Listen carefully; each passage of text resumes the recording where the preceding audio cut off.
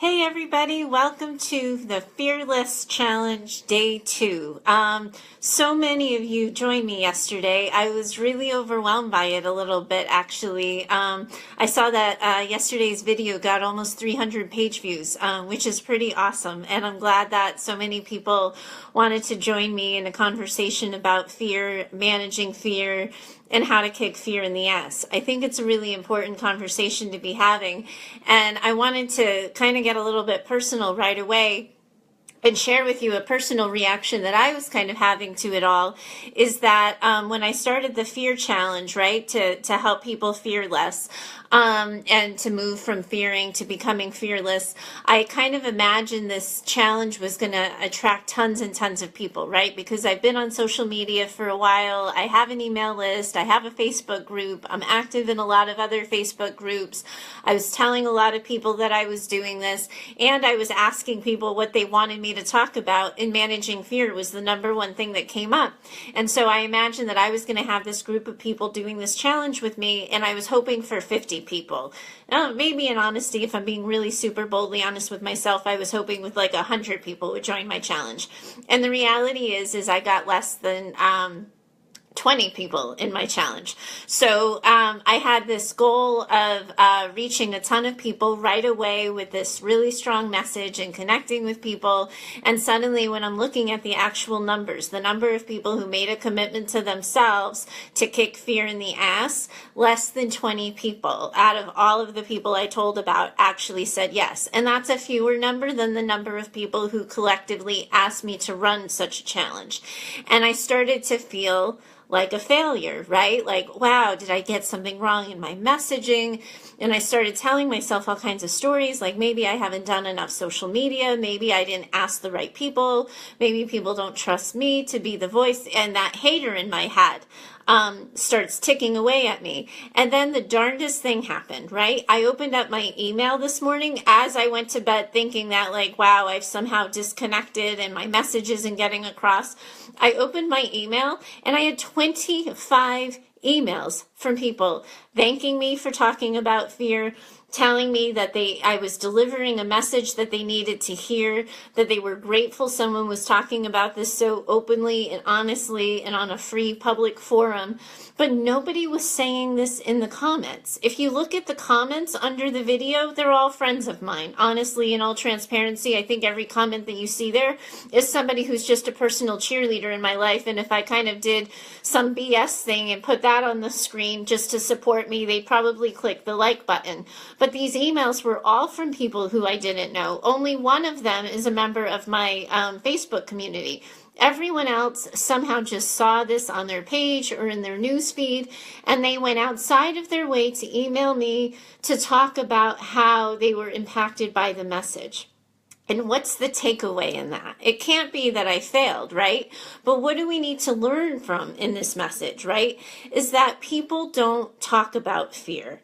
They get so afraid to even name it that they don't want to join a challenge to learn how to kick it in its ass, right? Like they don't even want to go there. They say they want to, they know they need to want to, but they don't click yes. They don't say, hell yes, I'm ready to start kicking fear in its ass. Instead, they stay quiet. They watch my video online and they participate from afar. And those of you who are participating from afar, I welcome you and you're invited to join me, of course. But here's the thing. So long as we're confronting fear only in our heads, only in a way that's private and safe and comfortable and not public, we are stuck in the thinking errors that our heads are creating. And that's what happens with fear. So much of it, so many of our fears, so many of our worries are things that we're just afraid of, that are stories we're telling ourselves that aren't even true. They're chock full of thinking errors that if anybody on the outside looking in kind of poked a bit about, we would all realize that like that's nonsense. The stories in your head are nonsense and they're not real. But when you hide from the world and you keep your worries to yourself and you don't say it out loud, the story you tell yourself is it'll just go away. But what actually happens is it's the beginning of becoming frozen. You stay stuck in inaction, and you never move, no matter how big your goal is, no matter how big your dream is, no matter how small, no matter what your goal or your dream is, you don't move because you start to believe the stories in your head. And the only way that we start to confront fear is if we deal with the vulnerability that comes with it, that talking about it out loud suddenly allows us to question our own story. I didn't plan on telling anybody in this challenge that I had gotten less than 20 people signed up because, quite frankly, it's not good for business, right? Like, you're supposed to represent high numbers. But I think the number is telling that less than 20 people signed up for the challenge, but more than 25 people took the time to email me their personal stories and experiences with what I had to say. So I want you to think about that. And I want you to think about, what side of the fence are you on? Are you going to sit and think and talk about your fear? Or are you willing to start considering the actions you might need to take to start kicking it in its ass? Because something needs to get done, and nothing's going to happen simply if you sit and like this video, or you like me, or you like the things that I say. Nothing changes until we start to do something differently, until we start to figure out the tools and the strategies that we need to start managing these damaging stories that we have in our heads. And today I'm talking to you about, how do you manage two specific fears: the fear of failure and the fear of rejection. More often than not, when I talk to people about their goals and their wishes, the things that they consistently come back to come down to one of those two things. They're either afraid of failing, or they're afraid of being rejected, or they're afraid of experiencing both. But either way, the reasons they give me for why they haven't started, the obstacles they perceive in their path, they're all code for I'm afraid. So I want to talk to you today about, how do you manage that? And the first thing is, we have to sort of just get really clear on what fear is. And fear, it's an emotion. It's a feeling, and it has no power over us, no more power over us than happiness, excited, anything that's good, positive, uplifting. It doesn't have to control us, because any feeling has the same weight, and it's just energy. And when we have fear, and we take the energy that fear creates, that angst, that knot in your stomach that just makes you afraid to move, and we turn it inward, it makes us small. It makes us feel less than. It makes us feel incapable. And it makes us feel undeserving and unworthy. When we take that fear and we turn it outward, suddenly it's energy that's being moved that we can shift and we can push to create the life that we want. To use it to create something that we care about, that we desire, and that we want to see more of in our life. But it has to start with us choosing to take an outward action. We can't think our way through it. One of the quotes I've been using this week is, we cannot kumbaya our way through fear. We have to go to war. And you cannot go to war with inward action. It has to be outward, by changing the way you act and you move through the world. And so how do we do this, right? Because the reality is that for any goal we have, it's going to come with failure. That's just non-negotiable. The point of fearing it, of letting it sort of become the reason why you don't do something, is nonsense, and it's counterintuitive. Because with any risk, any chance, anything we try new, it's going to come with the possibility of failure. So how do we manage that, and how do we deal with it? And like I said earlier, we're going to go to war with it. We're going to fight it, and we're going to call it for what it is, and we're going to manage it, and we're going to push it out in a way that's physical, visible, and observable. Because we need to see for ourselves the truth that can happen when we speak to the fear. So the way to do that really is to get honest and vulnerable. So I wanted to talk to you today about one of my more embarrassing failures.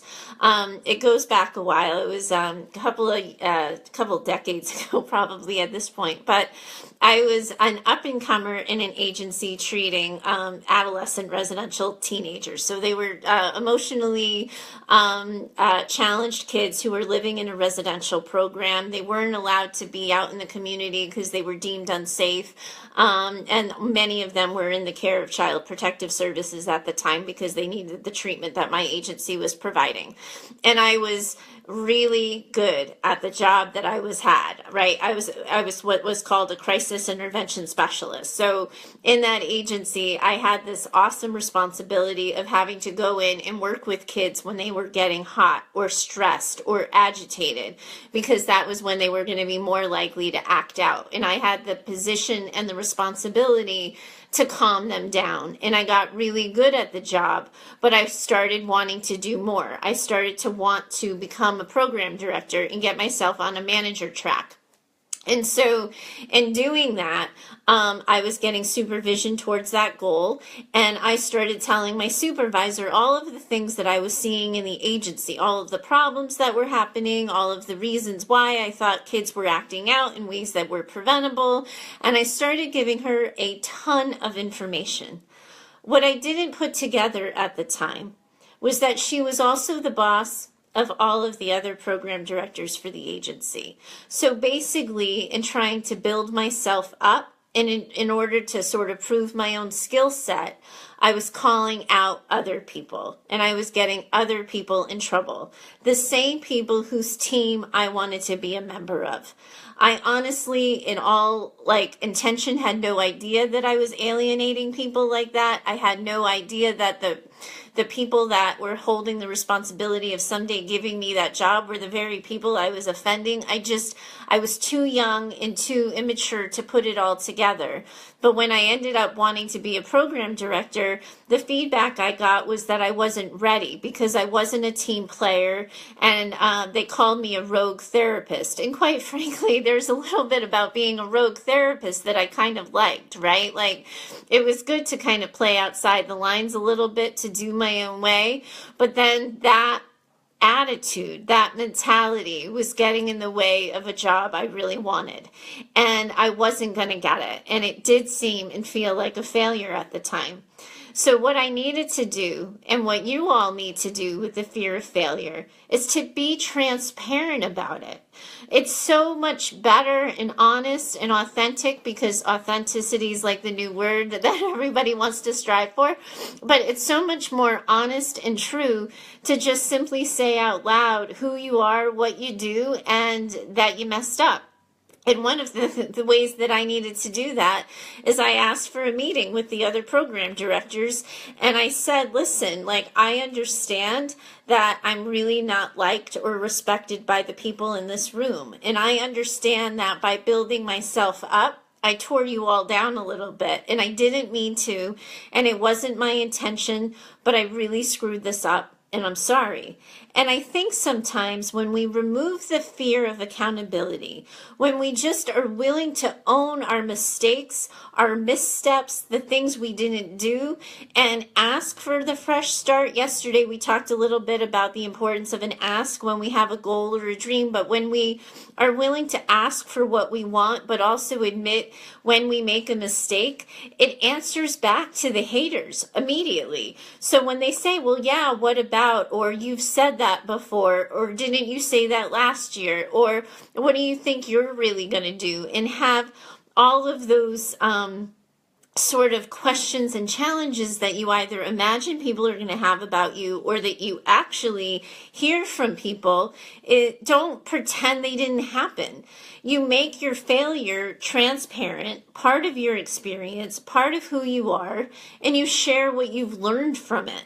So that it's not about not failing. It's not about not falling down. It's about recognizing that part of taking a risk is you are going to fall down. You absolutely are going to make a mistake. And fearing failure or having a fear of failure isn't a reason not to do something. You just have to figure out what the heck you're going to do about it. And the reality is that we can only manage our failures by learning from them. That yes, that some people will tell you there's no such thing as a mistake or there's no such thing as failure. And I'm not really sure I believe that all the time, because I honestly wanted to get 50 people into this challenge and I only got 20. And so I'm not quite sure that I succeeded, but I had a different goal met and I got something else out of it. But yes, I set a milestone. I didn't meet it. It's technically a failure, but it's up to me to decide, what do I want to do about it? I didn't take that energy and turn it inward and start hating on myself or start saying, oh, there's less than 20 people in this challenge, I'm going to start phoning it in, I don't need to give it my all anymore, nobody's going to care. Instead, I used it to build myself up and to make it a bigger deal, because the reality is what I was looking at is the message I had, even if it didn't technically include a ton of signups, was connecting with people. But I had to choose that message. It couldn't be chosen for me. Now I'm going to go to my cheat sheet because I want to make sure that I get everything. And I wrote down some thoughts for today's training so I didn't forget everything. But the next piece, to this is this idea that, like, once we've failed once, we have really nothing to worry about because we've all lived to tell the tale, right? Like, if it didn't kill you, you're still here. You've still learned from it. You've still learned from the experience. It didn't knock you down. And there's a difference between fearing failure and simply not wanting it to happen. And the way that we get from fear to just not wanting it to happen and hoping for the best is to remind ourselves that we've failed before, that we've fallen down, that we've scraped our knees, knocked our head to the wall, and we don't want it to happen again. But it absolutely is something that we're capable of managing. And we tune into our capability. We tune into the things that we know we're good at, that we're capable of, that we're able to rebuild from. And we use that information to argue back to the argue back to the critic in the head, so that it's not about saying, oh, don't worry about that, you're afraid for nothing. It's, well, if there's a critic and there's a sort of a questioning of what you're doing, why you're doing it, why you want it, or something like that, answer back. Have an answer and get a plan for, well, what are you going to do if A, B, or C, or X, Y, or Z? Don't use that as a reason to stop you. Now, one of the things that ends up happening, and I hear this particularly when I'm working with people who are building businesses, is this idea that, well, what if I failed publicly a couple of times, right? So people already know that I've put myself out there a bit. So one of the things that I always think of is, for example, like when I was doing parent coaching, I was working with a lot of parents and they would feel like they had totally failed as soon as they raised their voices at their kids, or as soon as they lost their patience or had a moment of just utter frustration and took their bad mood out on their kids. So suddenly they had become a total failure, rather than recognizing that learning anything and becoming better at anything is always going to be a series of steps and missteps. And when we wipe ourselves across with a blank slate as total failures, we're rendering ourselves incapable, right? We're automatically telling ourselves a story that there's nothing we can do to fix this. And so the only way I know how to tell this story is by sharing another personal story of mine. So, and probably by the end of 2013 or so we're going back a couple of years now. By the end of 2013, I had been in a period of fitness and healthcare and taking care of myself, and I had lost 50 pounds. So it was right around 2013 that I was starting to celebrate that and feeling really good about myself that I had lost all that weight. And now sitting in front of you, in front of a live Facebook video, dear God, why am I doing this? I'm admitting to weight gain, right? That the person who's always lost and gained and lost and gained and then finally kept it off for a couple of years is back at it, and she gained again, right? So people who know me in my personal life, people who I've shared sort of close relationships with, who have seen me, that at this point the weight gain is pretty obvious, right? It's beyond the 5 to 7 pounds that nobody really notices. It's in the area now where it's noticeable and my clothes are tight, and I haven't felt very good about myself because I know that I'm capable of more. And one of the stories that I have about myself is I go to the gym and I go, my God, everybody here must be like, what the heck is she doing? Because she's working out, but clearly something isn't working. And I get tripped up by that story, right? Because not only am I failing, but it's a public failure. Everybody knows. What must they be thinking? And the reality is I am doing my damned best. I'm trying to figure it out. It's been a number of years since I tried to lose weight before. I'm getting older and the pounds don't come off as fast. And I'm also trying to build a business. So my focus and my life is really largely focused right now on the business I'm building. So my health has gone a little bit. And figuring out how to relearn balance and how to take care of my health with this new identity. Obviously, it's happening slower, but I have a choice here, like anybody who's failed multiple times, like anybody who's fallen down and has to decide that, yes, again, they're going to get back up, who's going to reach for a hand and be rejected or be told no or be told not good enough. The only thing I'm risking here is, do I make it worse or do I choose every day to try to make it better? And honestly, I have been trying to make it better. And some days are more wins days than lost days. And other days, it wasn't my week. I didn't make as many good choices as I needed to make as consistently, and I didn't get it done. But who I am and how I'm moving through that is I'm taking that action and I'm pushing it outward in the workouts that I'm doing, in the conversations I'm having with people.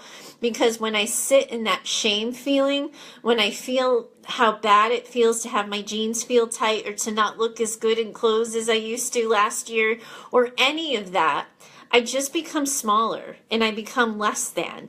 It's not until I take that fear, that shame, that embarrassment, that knowledge that I've failed again, I have to try again, I have to start over again and take that energy outward and do something about it, that things start to shift. And if I, put my challenge in this place, put my weight in this place, put anything that you're managing in place of the example I'm giving, and you'll see that I'm talking about the same damn thing. Failing before isn't any more a reason not to start again than having failed only once. Never having failed is safe and it's comfortable, but if it felt good, you wouldn't be here watching this video. It's clearly not working for you. So part of this is doing like an amends process with yourself, doing an amends process with people who've seen you be knocked down and need to watch you get back up, and to have those transparent conversations with people about what's on your mind, what you want to accomplish, what you've learned, because you do have to get buy-in from people again, but then you just go out and do it one step at a time, one action at a time. But if you stay stuck in fear and you stay stuck in this place of feeling small, you're not going to get anywhere and nothing gets better. And that really could tend to suck for your life, right? This is about looking at who you are, who you want to be, and how you want to move through the world. And if safe is it for you, then you can keep playing small. You can keep stuck in all those thinking errors in your head, and you can play it safe, and nobody's going to fault you for that. But yes, if you want your life to be different, you have to figure out a way to be afraid and do it anyway. Because here's the thing, and I was saying this yesterday, is I can't make you less afraid sitting still and talking about it. The only way it happens, the only way we get better at things, is if we do the thing we're afraid of and we get on the other side of it, and that's where we find our confidence. I'm not going to be confident about my weight gain talking to you on Facebook Live. It may be affirming to say I'm reducing my fear and I'm owning my truth, and that may be really empowering, of course, but unless I effing do something about it and show up at the gym and keep working out and make better health choices, I'm still stuck in every thinking error I have about myself. And the same is true for you. That until you decide that you're going to take that fear, that energy, the what ifs, the yeah buts, and every excuse you have under the sun, and you choose to start pushing it outward, it's just going to keep making you small. Now, the next thing, if you're not like fearing failure, which is what most people are doing a lot of times, the other thing that comes up when we talk about things that are vulnerable is rejection, right? It's this idea that like, okay, I'm not going to fear failure per se, but like, wow, I have to ask.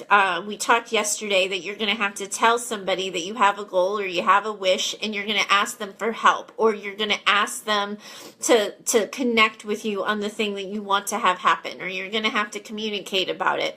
And like, what happens if they say no? And so many times people, just like the fear of failure, stop at that, well, what happens if they say no?